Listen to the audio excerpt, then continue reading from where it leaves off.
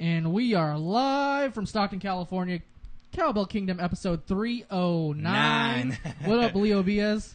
I'm ecstatic to be here, man. The Rams and the Niners are playing, which is the worst game you can have on a Thursday night, guys. We're going to have Chris Axmann. We're going to have Chris Axmann from the almighty Big Baller Radio Network, which we are now a part of.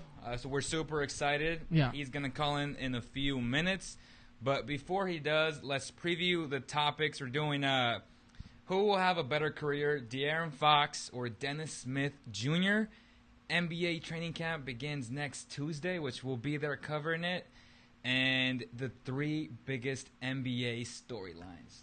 In the three biggest NBA storylines, we'll get to with Chris for me in a second. But Absolutely. As I said earlier in this a previous podcast, my rookie of the year is actually going to be Dennis Smith Jr. And I think he's going to be an all-star also. That's crazy. So the guy showed up in summer league. You have to admit that. He did. He was outstanding. He was. So with that said, guys, make sure to please leave us a review on iTunes. The audio version of this will be out later. It will be available on Google Play, iTunes, TuneIn Radio, soon to be Spotify. Mm-hmm. We're going to be on there, guys. So I'm super excited about that. So without further ado, before we say something else, I'm gonna call Chris and tell him to call now. Yeah. Tell him to call now. E-Man on the 1 and 2s for us tonight. So E-Man is doing the production side. Here there we go. It is. Let's go to Chris right now, Leo, and take it away. Chris, can you hear us? Yeah. We are live. Welcome to the show, Chris Axmann, the CEO of the almighty Big Baller Radio Network, which we are a part of now. Mm-hmm. Chris, thank you so much for giving us the opportunity to be a part of this great network. What are you doing? How are you doing? And are you ready for some Mavericks basketball? Well, first, CEO, I love getting introduced as that. I'm not sure I'm actually a CEO. I don't think we're complex enough corporate structure to warrant titles like that. But I appreciate you having me on. I'm glad that you're part of the network. And I'm glad that we're going to be able to talk about Dennis Smith because I think he's better than other rookie point guards. Oh, my God. Let's not get into this. I can't wait, man. I did my homework, man. I got my stats ready for you. I'm ready to just throw bombs at you right now, man. I'm the neutral party. Oh, okay. Well, if you did your homework, I guess we can just stop the podcast now. Well, I'm the neutral party in this, but in a previous Cowbell Kingdom video, I did give a prediction where I said Dennis Smith Jr. would be an All-Star this year and NBA Rookie of the Year. That's like that was some my bold Skip Bayless prediction. stuff. That's some Skip Bayless stuff. Don't call me Skip Bayless. He used to work in Dallas. Now he works wherever. Oh, hey, by the way, I've been listening with you now as the co-host. I think that you have a lot of great insights, and I particularly like the one where Dennis Smith is an All-Star. Thank you. Yeah, I'll take that compliment. But Leo, where do you want to start first tonight on this podcast with Chris? First and foremost, Chris, tell people about you. Where can they find you? Plug in all your social media networks right now, man. Well, so the first and most important place is almightyballer.com. Whether you're subscribing to all of our podcasts on iTunes, Stitcher, Android, you'll find subscription links and players all on the site. It's not just me. It's guys like basically, if you're listening to this and let's say that, you're a Kings fan, but your wife is a Hornets fan, just go over to Almighty Baller, look up Buzzbeat, listen to that, subscribe to that. And we really, I think, have, the best of every genre for basketball. If you want to hear my show, I'm Almighty Ballin' NBA Show, and at Almighty Ballin' is where you can follow me on Twitter. And, that's really just about it. At ABPN Radio would be the network Twitter handle. Perfect. So you had me on your show, and the biggest thing that really resonated with me was you had De'Aaron Fox ranked number 21 in your big board, which to me was blasphemous, as Stephen A. Smith likes to say, right? You're dropping Stephen A. Smith and Skip Bayless in the same show. So, Chris, tell me why you had him ranked number 21. So there were 20 players. Oh my God! Stop! It's blasphemous. Yeah, I mean, my big problem with him, and the reason why I'm not really willing to like come on the show and say, hey, you know, Jaren Fox is bad, and I know because I know everything about basketball. You know, I have a very particular point of view that I'm coming from. Okay. Probably starting with X's and O's. My biggest issue is like, okay, he's a point guard, he's a primary distributor who can't shoot. Well, you know, that means that his defender is going to lag off of him, and if you're a passer trying to pass and your defender is basically helping on everyone else, you're passing to four teammates with 5 defenders on them, as opposed to Steph Curry, who can draw a double team, you know, 30 feet behind 30 feet, at 30 feet, you know? So there's that. And then, that is sort of informed by, you know, a whole bunch of analytics, including the one where, like, okay, well, what does the analytics look like for a guy developing a jump shot that's even league average based on how poor Jaren Fox was in college? The numbers don't look good in that regard. That's also something that I take highly. I really do start from a theory of the game perspective, though. But that being said, there are a lot of people out there who know more than I do, and I know a lot of them who like Jaren Fox. And I'm not willing to say he's bad. He might be great, especially if he develops that jump shot. Yeah, and you brought up numbers, which is very interesting to me because I was on Synergy Sports earlier, and as you know, if you are a numbers guy, Synergy Sports is what coaches, scouts, GMs use a lot of the time to really, you know, get down and dirty on specifics, right? And when I was looking at the overall offense of De'Aaron Fox and Dennis Smith Jr., they have certain rankings, right? Average, below average, excellent, good, great. And Dennis Smith Jr., his rank was good. His offensive rank was good. But De'Aaron Fox, De'Aaron Fox's was very good. And if you think that's his biggest strength, which is offense, right? On the offensive side, De'Aaron Fox ranked higher, and if we go defense, he was average, and he ranked 37% in college basketball, which is really bad if you think about it. So I get what you're saying, you know, and on your show I did say I was just like you. I was afraid of De'Aaron Fox's jump shot, but his mechanics are okay. To me, it was more of a confidence thing, and if he continues just to play the way he did in high school, I think his jump shot will be fine. So with that being said, I don't see how you had 20 guys better than De'Aaron Fox. Yeah. So, and also, you know, I'm also a big NBA draft guy. As someone who runs a podcast network that covers the NBA, I try to be a lot of guys. But I also put on the NBA draft analysis hat for a while. And, you know, one of the hats that I put on is, covering the NBA draft.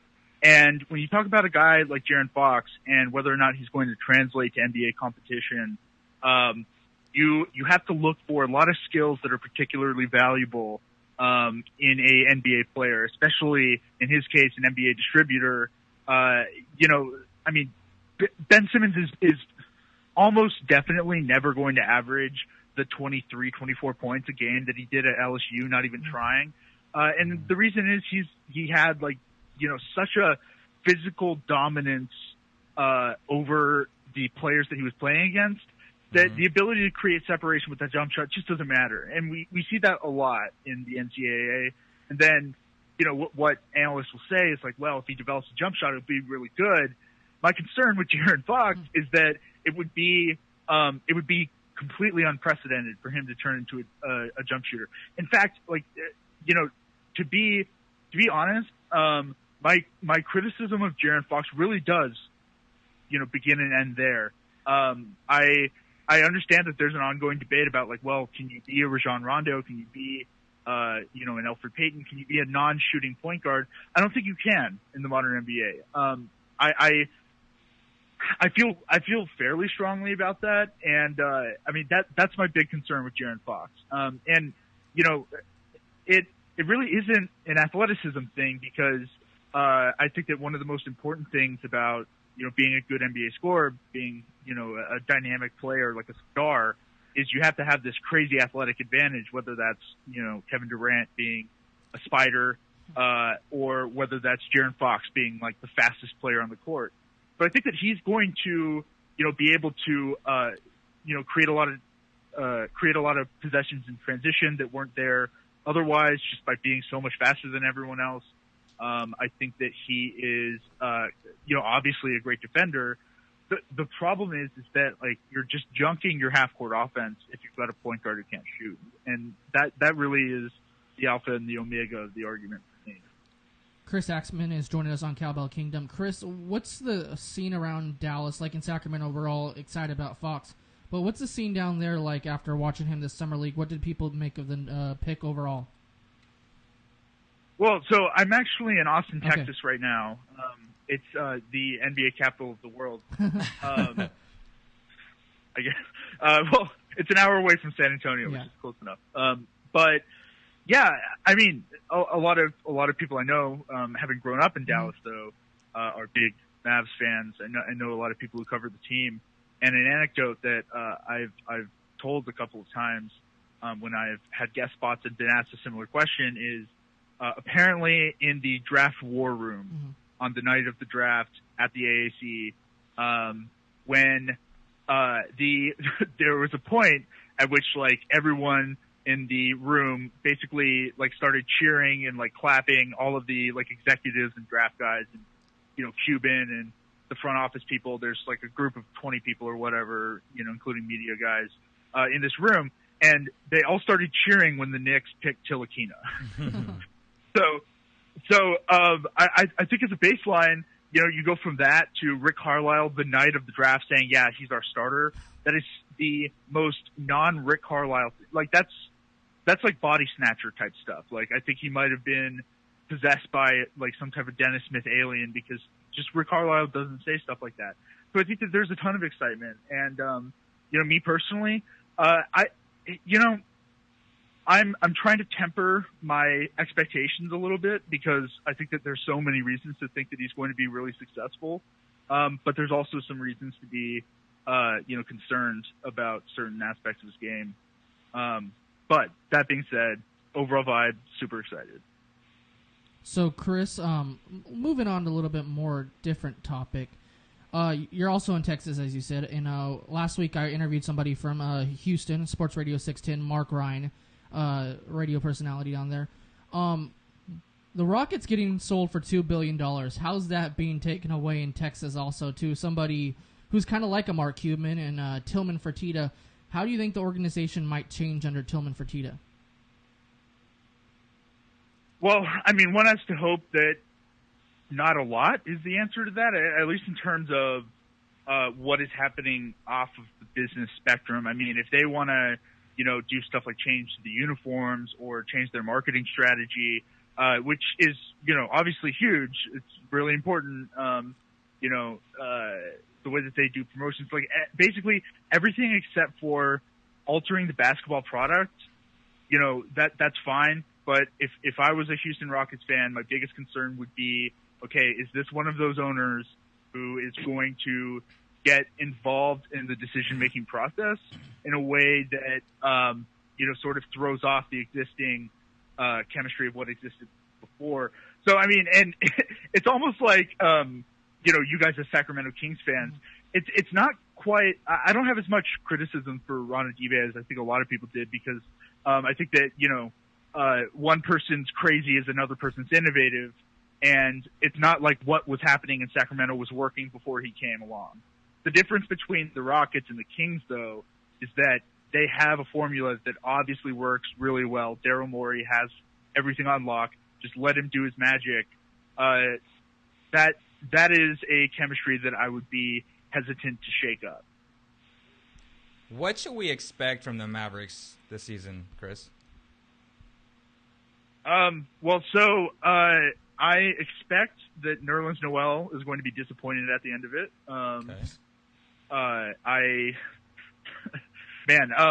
Like God forbid he gets injured. I think that he's going to be super pouty. We might see some of those behavior concerns that have been an issue.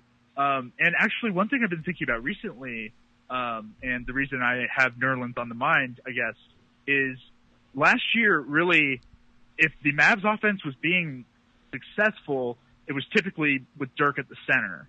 And the problem with having Dirk and Nerlens on the floor at crunch time is that your offense is better with Dirk at the center, and also your defense, like, you now have two immobile guys instead of just one, right? Or two big guys, I suppose. Mm-hmm. Like, basically, Nerlens is being forced to chase guys around the perimeter, which is something that he, shows a knack for, but still, it's not his best skill. He's better defending the rim. So it's sort of a poor fit when you get down to the last few minutes of the game. So I think that they'll start next to each other. But I would expect, some different looks as far as like going down the line. I think that Rick Carlisle is going to have to try a bunch of really creative stuff in tight games, and hopefully there's a lot of them.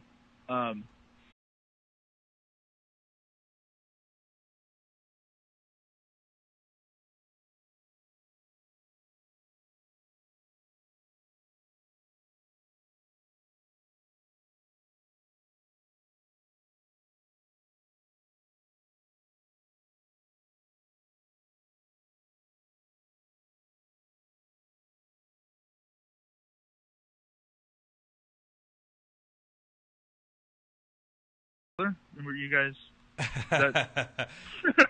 I know Seth. Yeah, yeah, I know Seth very well. Good guy. Right. So Seth Curry, current Mavs player, former Kings player, I expect to be a really important piece of the puzzle, partially because I think that the Mavs are going to run into this thing where I think that when they're going to be really great is going to be when the floor is really well spread around Dennis Smith. Like I'm thinking like Dirk at the center, Harrison Barnes at the 4, who, obviously, had those corner threes on lock for the Warriors, get Wesley Matthews at 3, get, Curry at 2, and then get Dennis Smith just as a freight train heading towards the basket. And I think that also helps him out too. It's a little bit more of, it's like dipping your toe in the deep end for him in terms of like playing against NBA defenses, because he'll have NBA defenders, but he won't face a ton of congestion, at the basket. And I think that it'll make things a little bit easier and especially put his explosiveness on display. So I think that Seth Curry is going to be a really important part of achieving that because he's the best shooter on the team who isn't German. So I think that it's going to be important for Dennis Smith to have a partner in the backcourt who really brings out the best of him offensively. And I think defensively, again, like we're going to have to sort of pick our poison when it comes to whether we're going to try to play good defense or play good offense. And, Dirk's the guy, so it looks like probably offense is going to be our bread and butter. Will this be Dirk's last season, Chris? I'm sorry? Do you think this season will be Dirk's final season, or does he have 1 year left, 2 years left? What do you think about that? Yeah, so he had a team option this offseason, which the Mavs declined and put him into a contract renegotiation. And the contract that they renegotiated for is either 2 years or 1 year in a player option. I don't remember which. So it looks like this next season and then another one after that is almost certain. There are very, very, very few NBA players who decide to retire when they still have active money on the book. Normally you just like take that money and sit on the bench. And I think that, as much as Dirk and Cuban have this like nudge, nudge, wink, wink relationship as far as, finances and stuff is concerned, I think that even Dirk is, not going to just turn down $10 million for no real reason. So, I would think that there's going to be at least one more season and another one. But I mean, the thing with Dirk is, he was a power forward most of his career. Mm-hmm. He's a fairly, mobile guy as a power forward, sort of based on, the time that he played in. So as a center, he's slow, but Andrew Bogut's pretty slow and he was an elite rim protector. Certainly Dirk isn't.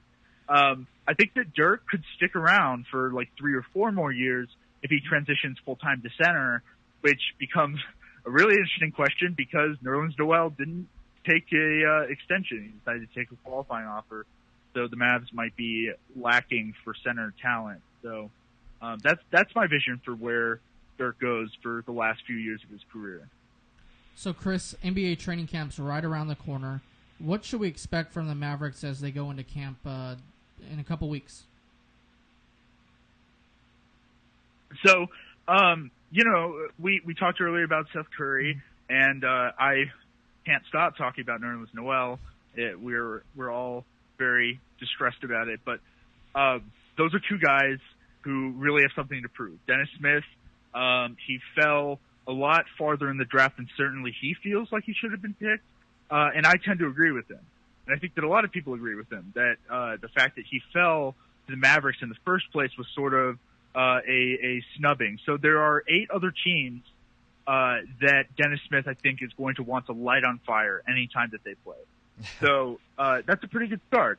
And then Seth Curry has a contract to play for, and then Nerlens Noel's financial future is basically going to depend on whether he is a good teammate, whether he's a, phenomenal basketball player, and whether he stays healthy, because that's yet to be something that he's done. He's yet to do that in his career. So, certainly over the last few years. So, I think that, as cliche as it might sound, I think that this year is sort of a prove it type of year for the Dallas Mavericks. Before I give you my 3 biggest NBA storylines and Dustin gives you his, what are your biggest 3 NBA storylines heading into the 2017-2018 season, Chris? I think that one of the most fun ones is going to be trying to read LeBron's tea leaves on social media and Instagram about where he's going to be playing next year, because it's not going to be Cleveland. So it'll be fun, like, sort of trying to play, where in the world is Carmen Sandiego, except it's like, where in the world is LeBron going to be playing basketball next season? So I think that's going to be something that's worth talking about. I'm going to leave the Warriors out of this list just because, it's a given. Another thing that I think is really interesting is, again, sort of related to LeBron. This has gotten me a lot of hate, even more than the 21 Jaren Fox ranking. I think that Isaiah Thomas was a role player. I think that he essentially was in a system that was really well tailored to his talents. And now someone is stepping in Kyrie, who's really actually optimized for the style that Brad Stevens was using, basically running everything on offense to create separation for this diminutive guard. Now that's going to be Kyrie, who's taller, I think more talented, and just a better overall player in a lot of ways, especially offensively, than Isaiah Thomas. So I think that if Kyrie comes out the gate averaging what I expect to be 32, 33 points a game, that's going to be a big story, because obviously, that's one of the biggest stories is oh gosh, LeBron, Kyrie for MVP. And I think that probably by the end of the year, I'm going to have Kyrie a little higher on my MVP choices than LeBron James. Third, as far as storylines of the NBA,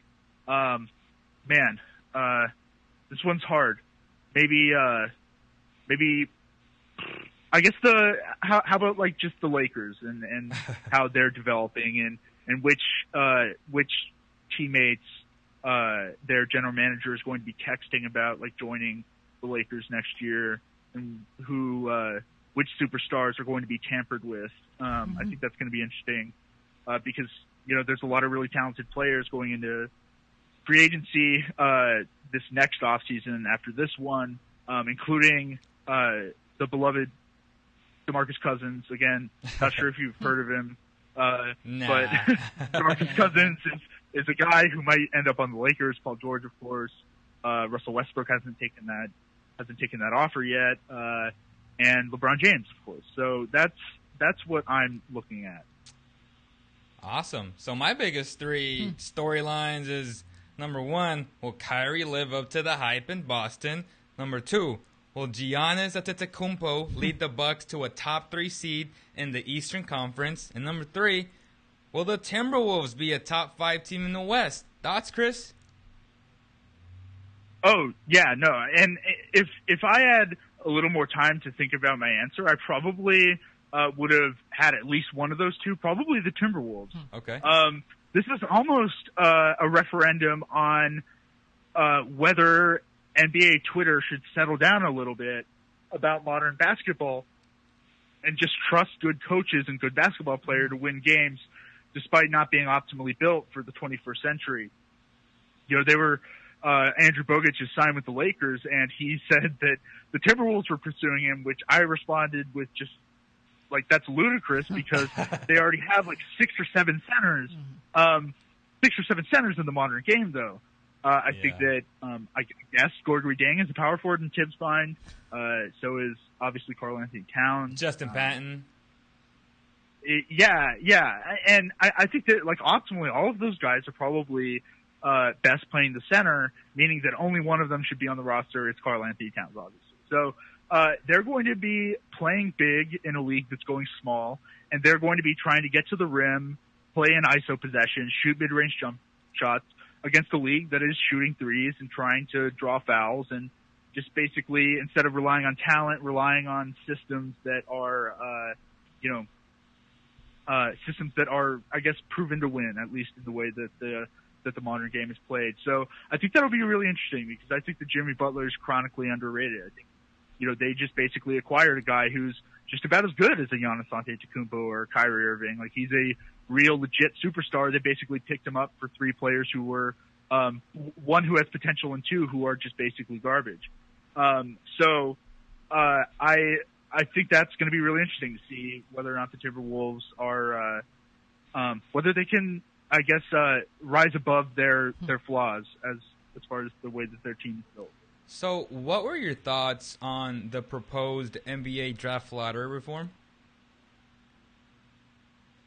They make a lot of sense on face value. And I think that a lot of the times, what that means is that, so if I think that they make sense on face value, then it probably means that they're going to pass those reforms, because NBA owners, are, sort of, reasonable. But the problem is, there's, 3 years down the line, they don't know how people are going to be trying to think of how to game the system. And they're always a step behind the 8 ball. It's interesting, they made the, this veteran extension rule, but they did it after Kevin Durant already went to the Warriors, and they did it in a way that okay, well, bam, next offseason after getting Kevin Durant, we also are going to give this hyper contract that you just legislated to our best player, Steph Curry, and now we've got them both on lock.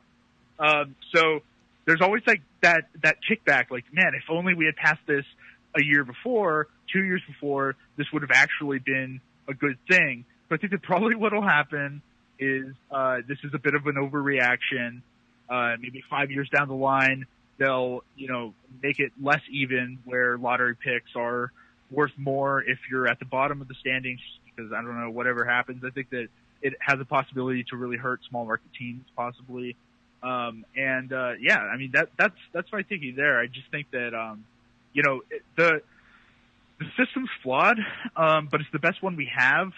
And I think that, messing with it is just sort of flipping back and forth between being flawed in one way and then flawed in the other. And it's interesting that the NBA keeps doing that. Chris Axmann is joining us on Cowbell Kingdom, episode 309 of the podcast. And Chris, my top 3 NBA stories going into the NBA season are, I think it's going to be a battle in Los Angeles for the race for LeBron James. I think Jerry West is making his moves as somebody who knows the NBA game very well and hasn't been in charge of a front office in a while. He had that advisor role in Golden State.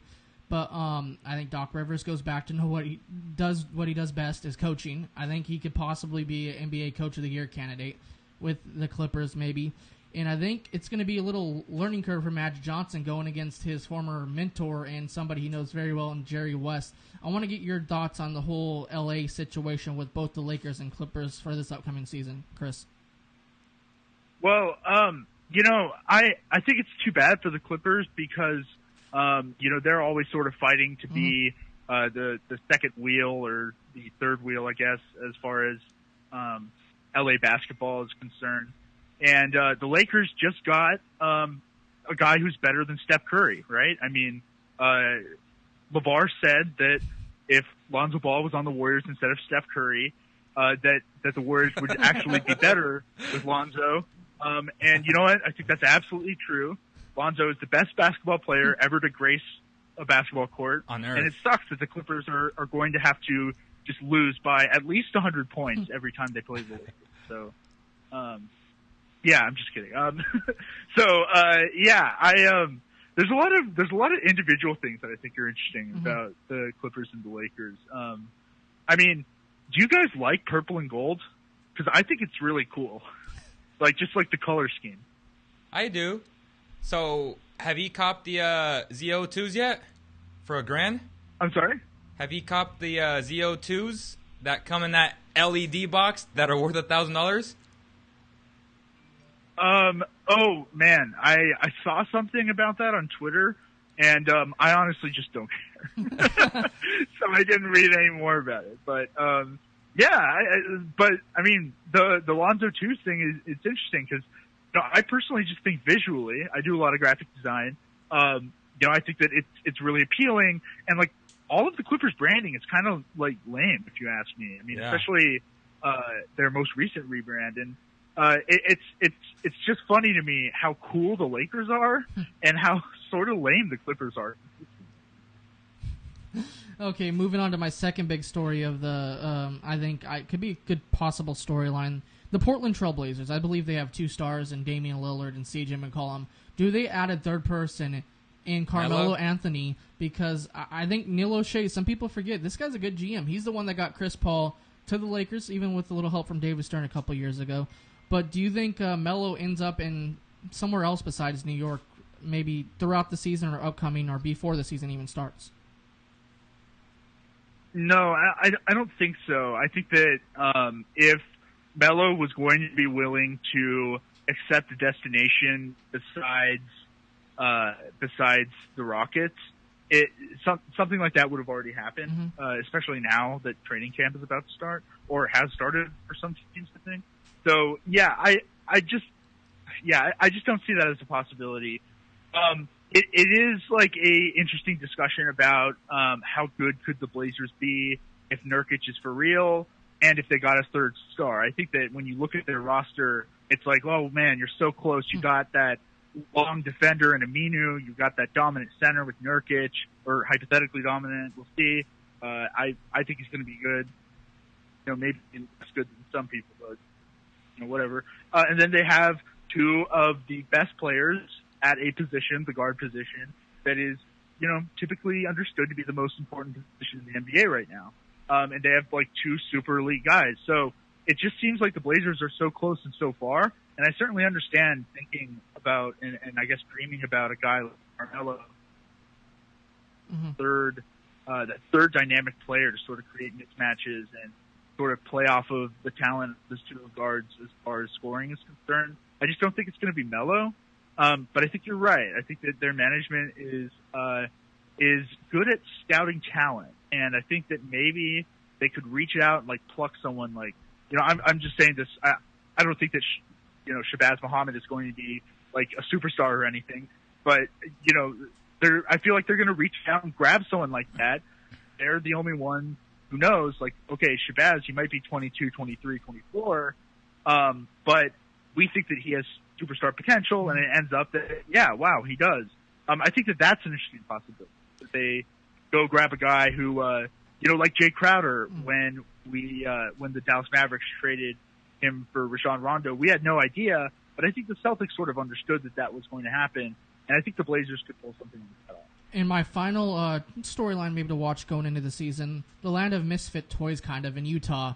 They add they lose some good pieces, but they kind of still intact. But they add pieces like Donovan Mitchell, and we haven't even seen what Dante Exum is really yet.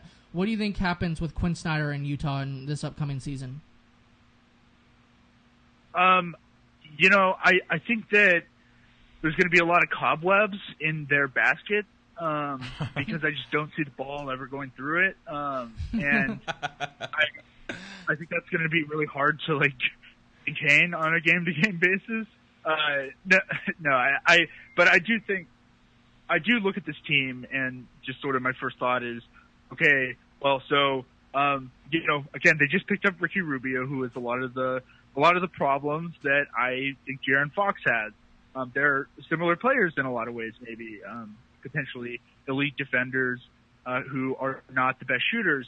Now, I think what's going to be interesting is seeing whether Rudy Gobert can really synergize with Ricky Rubio and have that quick twitch athleticism to grab the ball out of the air with all these crazy angles that are being created by Rubio and finish even though it's in traffic and even though there's not a lot of great spacing. If that's the case, that you can have such a great role threat that your pick guy, that your ball handler in the pick and roll isn't as much of a concern as far as their ability to create offense. That would be really interesting to me. It would maybe project well for a guy like Jaren Fox, who, there are a handful of centers on the Sacramento Kings who could hypothetically be as offensively dominant as Rudy Gobert, right? Mm-hmm. But I don't think it's going to happen. Obviously, it's not how I feel. So I think ultimately offense wins games. It also wins championships, and I feel bad that some people think the defense wins championships, but I think maybe defense is defense does win championships, bro. Are you serious right now? Well, the Warriors okay, the Warriors have 4 elite defenders on that team. 4 of them. Yeah, they do. Name another team that has 4 elite defenders. Name one. I can't. Well, the same thing can be said about the offensive side, though. Exactly, but their defense is elite. Yeah, well, so, part of my belief in that regard, and, that's a little bit more than some of the other crazy stuff that I try to say, but I'm not sure I really believe that, but the point, though, that I'm sort of trying to put across is, good offense leads to good defense, because if you score the basketball, then there's not a transition opportunity. So they had, one of the best transition defenses.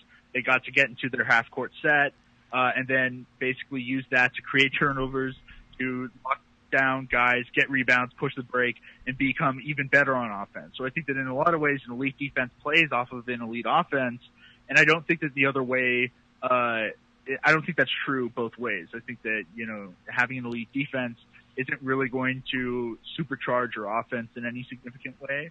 And I think that that's where Utah is going to run into issues. So you're not a Tibbs guy then, because Tibbs is a huge defensive guy. Well, yeah, I think I might be a Tibbs guy. So Tibbs, either I need to be really wrong about a lot of things that I think about basketball. And yeah. I'm seriously open to that, I don't think that I think that people sometimes go a little bit hard towards their specific way of seeing things, and then even when evidence is, suggested to the otherwise, it's like, well, whatever, I still think what I thought before. And I'm open to the idea that Thibodeau, is going to figure things out. So either that needs to happen, or his offensive creativity that he really did have, I think, in Chicago. I think that was legit. You remember that year that Joakim Noah was third in MVP voting? He ran an offense through Joakim Noah that won 55 games, and also, by the way, Nate Robinson was starting at point guard. So, and they were also like this hyper elite defense. He has done, I think, some really innovative and crazy ass offensive stuff, basically. And he's known for his defense for good reason, but I really do think that, he has some potential to go in, and he could be cooking something up that, we're not the master chefs. Like, we look at all these radishes and spices and we're like, what is going on here? But he might come out of the kitchen with, something really delicious. It's possible. I don't know. So, Chris, what do you basically, what are you expecting for the beginning couple weeks of the NBA season? Any outstanding thing you're looking forward to? Any game in particular, or are you just ready for basketball to start? Yeah, one thing I think I'm really looking forward to is the Eastern Conference in the first few months, and I think that's a particularly interesting thing, is because the two teams that everyone understands to be the most talented are the Cavs and the Celtics, And they both had a ton of roster turnover, and it might take a little while for them to get their bearings and adjust to their new teammates and sort of figure out what their identity is and what they want to try to do on a night-to-night basis. So if they come out of the gate slow, then teams who didn't have a lot of roster turnover, but maybe aren't as talented, teams like the Raptors, teams like particularly the Wizards, if they come out of the gates really hot and take advantage of the slow start that the Cavaliers and the Celtics might have, we might have a case where, maybe Washington is the number one seed. I think that that's a very likely situation, because if they continue being the team that they were for the second half of last year, they're a 55-plus win team. They started out with that horrible start, and everyone, including myself, was like, oh, God, just trade John Wall or trade Bradley Beal. That was at the start of last year, and then they were so good down the stretch that everyone forgot about it. And it might be the case that they just are this great team they were during the second half of last year. And if that's the case, they're going to win the East. And, well, if that's the case, and then on top of it, the Celtics and the Cavs are slow out of the gates. Then the Bucks? Oh, yeah. I definitely understand your optimism for Giannis and the Bucks, because, Giannis is 22, guys. He's not 23 yet. That's crazy. He's the second best player in the East. He's maybe he's like a top 5 impactful player in the league right now, right? Yep, I agree. He's 22, man. He's a baby. That's insane. So I definitely get where you're coming from. I think that's a possibility too. So before we end this conversation, Chris, where can people find you on social media, and tell them about your podcast, and where can they find your unique takes of basketball? Okay. All right. Well, first, in the effort of consistency, I do want to say defense is a big part of championships, right? There it is. I sometimes get in the vibe, I get flowing, I say stuff, I don't really know what it means. I felt like when you said that, it meant more like when the striker on the offense, because I say this too. I say your defense starts with your offense in soccer, so my defense starts with my strikers. So I understand where you're coming from, but I don't think it's the same exact sport. Yeah, so it's different to me. Yeah. No, but I think that they share a lot of similarities in the way that you're thinking about it right now. I think that's actually a pretty good example. Because, it's basically getting out in transition is a big thing in soccer. But, all that stuff aside, I was sort of making a point. I made it a little bit too exaggerated. But I actually do have rankings where I have Jared Fox 21. So if you do want to hear crazy takes like mine, and I also do have Kyrie in my top 3 for MVP next year. So I agree with if you want to hear my rationale, if you want to hear me talk about why I'm not an insane person, then you can listen to Almighty Ball and NBA show on almightyballer.com. And I can be found on Twitter at Almighty Ballin. That's Almighty Ballin. It's like this Almighty Baller, but then flagship show is Ballin. So, and then and then remember that almightyballer.com URL, because you'll find great podcasts like Cowbell Kingdom and like Almighty Ballin. You can go there and click up on that menu at the top, find great shows, cover every topic under the NBA basketball sun, and listen to it. Well, this is Leo. It's awesome to join you as always every week. So it's been Cowbell. No, we're not done yet, but we're not done yet. But with Chris, we're done. Chris Axmann, thank you for joining us on Cowbell Kingdom 309, and hope to have you back on very, very soon, before maybe even the NBA starts, or a couple weeks after the NBA season starts.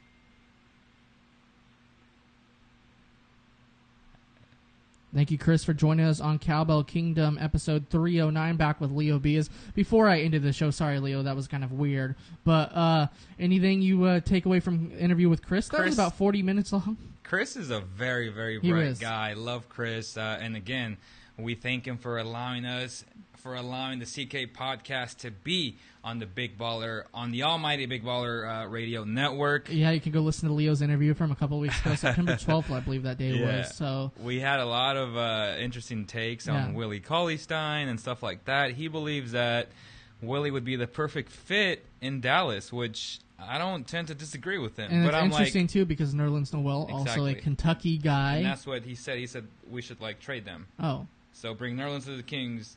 Because he believes Nerlens is a better fit with Scal. And just talking to, Chris right now, I kind of thought of something. Some of these John Calipari guys do have a little bit of attitudes. John Wall. Except for De'Aaron Fox. Okay, besides Scal. Yeah. And Scal. Yeah. But it's kind of interesting thinking about it because Nerlens, Boogie. They're entitled. And Willie sometimes, he's better now than he was in college, I believe. But it's still these weird. These Kentucky guys come into the league and they're like, yeah, we're entitled. Because we're number one on college campus. Now we're superstars in the league. Exactly. So next week, Monday, is Media Day, guys. We can't wait to bring you all the coverage that we will be providing on cowbellkingdom.com on every single social media platform. You guys can follow us at cowbell_kingdom. And then right after Media Day, it's training camp on Tuesday. We'll also be there covering all of that, bringing the exclusive interviews to Kings fans.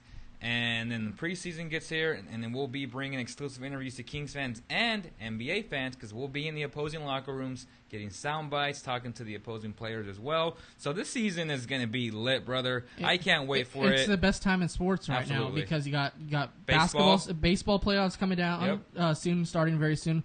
You got NFL and college football, which is outstanding as always. Speaking of football, I think my Rams are beating E-Man's Niners right now in Santa Clara. I haven't checked the score in an hour.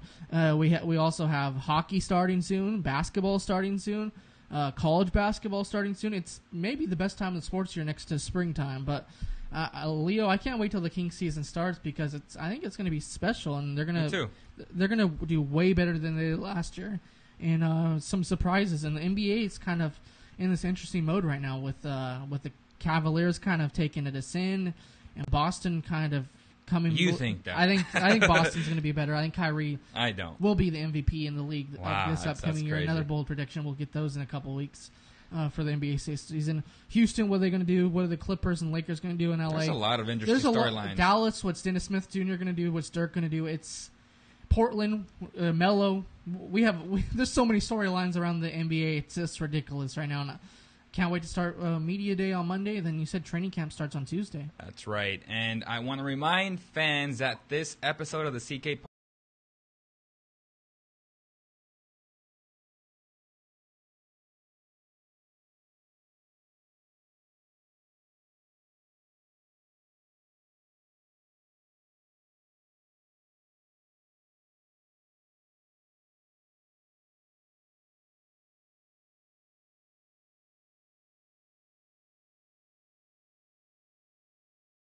Most sports fans dream of owning valuable memorabilia of their favorite athletes or teams, but fear the prices they would have to pay to own such a thing. Fear no more. Pristine Auction sells authentic and affordable pieces of history for any sport every single day. It's quick and free to register and bid, and you only pay when you win. Visit pristineauction.com for more details. That's PRISTINE auction.com.